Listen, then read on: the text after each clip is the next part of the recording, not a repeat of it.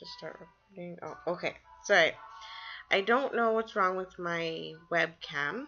It's never been this slow, but my son has been fiddling with my stuff and has updated my stuff. So everything is moving like a second behind after I do it. It's so weird to see myself moving moving after, like I'm touching my hair after. So, but anyways, I was trying to do this video on the 18th of December when I had finished my exams. My last exam at about 9 o'clock at night. I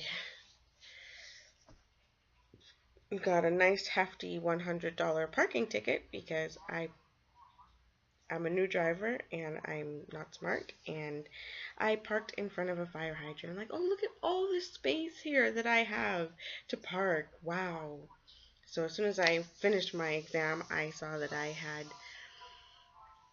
a nice yellow ticket looking for me. So anyways, I was just kind of interested that I have 17 subscribers. Kind of shocked because the videos that I make are for myself and for my family, so that if anything ever happens to me, they'll be able to see that I was here and stuff like that. So it is an oral medium, you know, a way that I can track things. I used to be like crazy journaler, crazy, like, man, I have so many journals. It's just too much. But anyways, hopefully the music in the back is not too loud. That's just from Pastor Anderson's anniversary. I'm just getting it anniversary sermon. Just getting in because I was helping a friend move with my new car, yay. And I'm not going to spend too long because I have to go to work tomorrow. But I guess in the videos that I tried to make, I was trying to do webcam on YouTube, but it was not working. This webcam that's here right now, it's so bad. I wish my son never updated this computer because now it is the worst. But anyways, yeah. I was kind of like apologizing because for going to school, because I have to support myself and I have to support my son. And if I don't go to school, I'm probably not going to be able to do that successfully. I have to open up enough avenues of financial opportunity for myself, because one thing may not work, you know, the other thing may not work. And anybody who's trying to make a living for themselves understands that they really have to diversify. So, you know, I would have liked to have stayed at home and to have 6 kids and to have impact on the world in a way different kind of way, way better kind of way, where I was raising children that would not have the same barriers on them and the same issues that the past have had. You know, they would be morally sound. I wasn't going to take away tradition and morals, but everybody has their own way of raising their kids in order to change the world. And that's not my boat in life. I'm a single parent and I have to support myself. So I just wanted to say, you know, I really don't even believe too much in going to school, but there isn't too much I can do by way of that because now I'm in a situation where I have to work.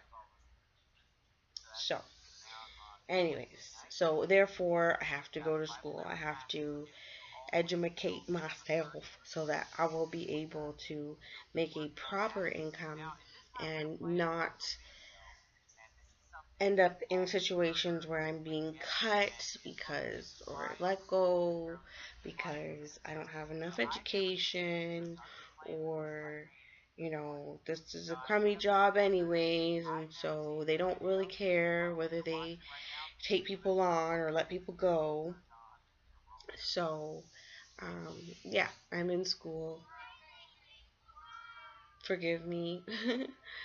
um, oh, look, there's videos. People did videos for them. Oh, it's his own message. Sorry, I'm watching a video too at the same time.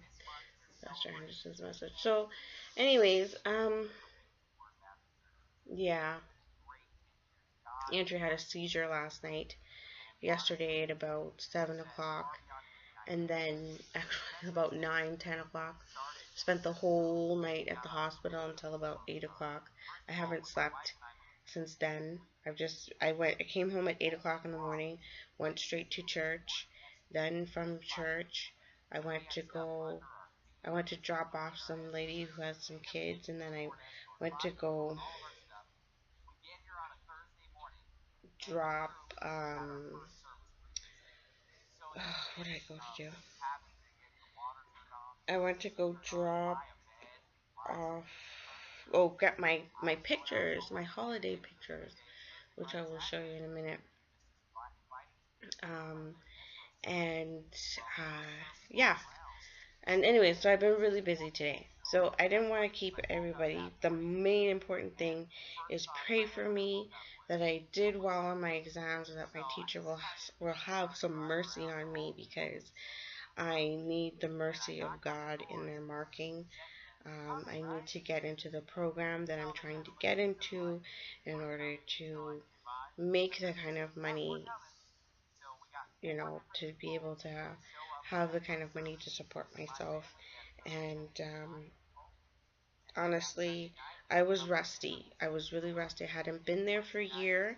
And after my operation, I easily went into states of like not thinking. Like before, I was clearly A type personality.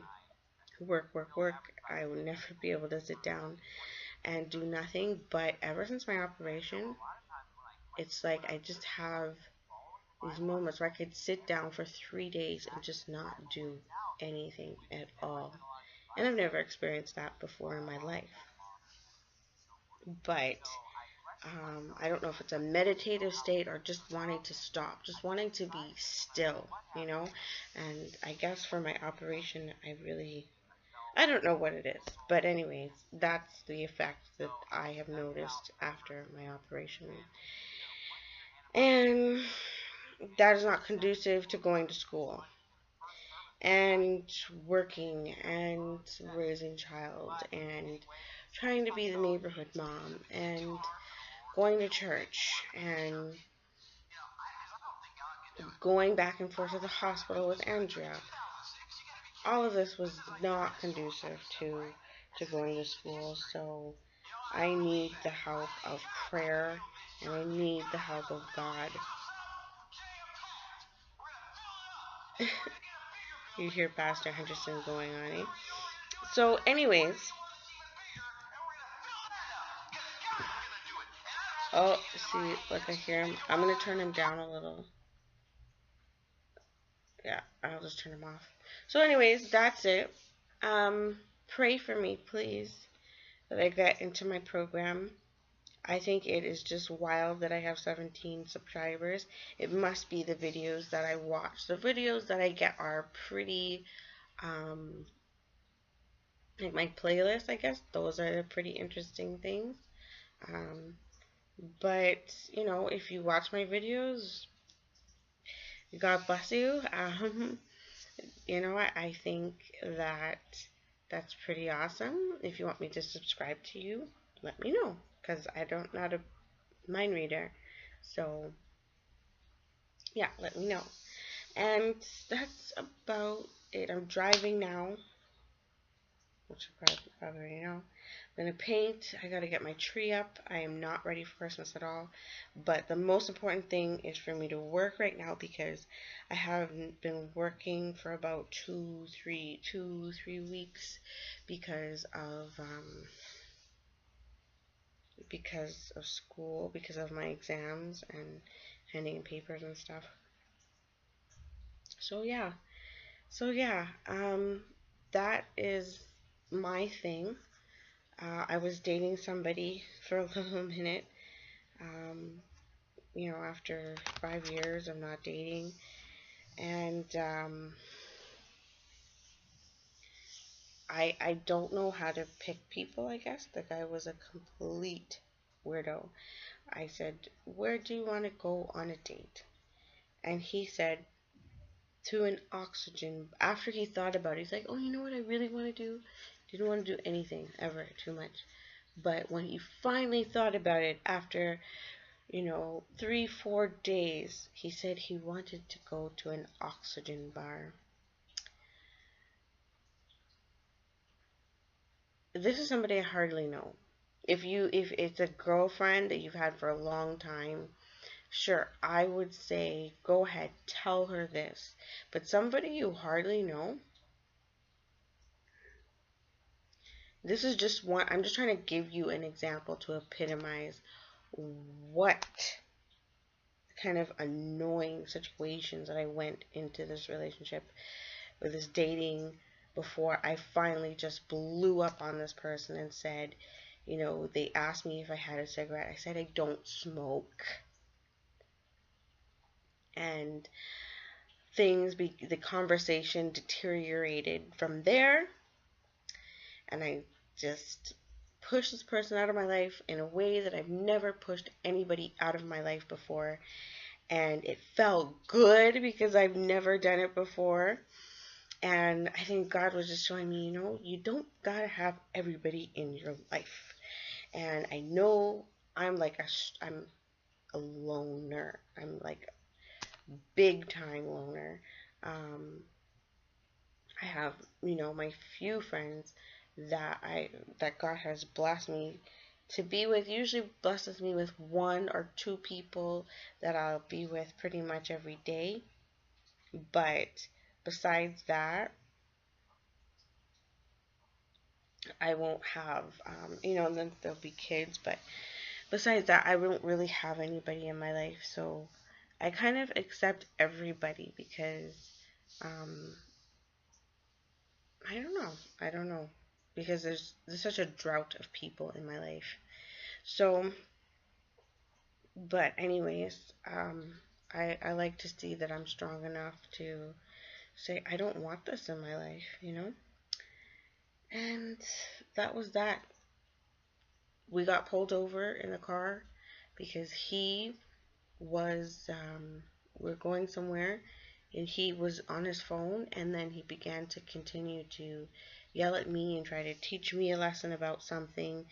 And I could tell he had like post-traumatic stress disorder, sorry, from the time that I had met him, because he was fighting with his friend, going back and forth, and like 2 hours, 3 hours later, he was still going on about the same thing. And I'm like, are you gonna have a fight with your friend in front of me right now? Um, and I could tell, like, there's certain things that are natural that people do, and there's certain things that you can tell it's an unconscious compulsion. And the way he was going on about, oh, remember that time? Remember that time I punched you, or you did this, or, I'm just making up hypothetical. But though, and then 2 hours later, still to be going on it, this is a compulsion.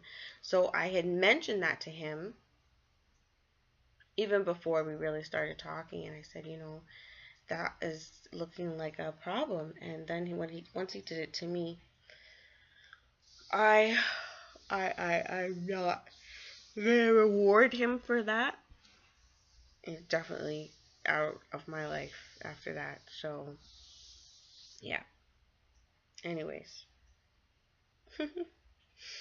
no, I wasn't in there. I was just going like that.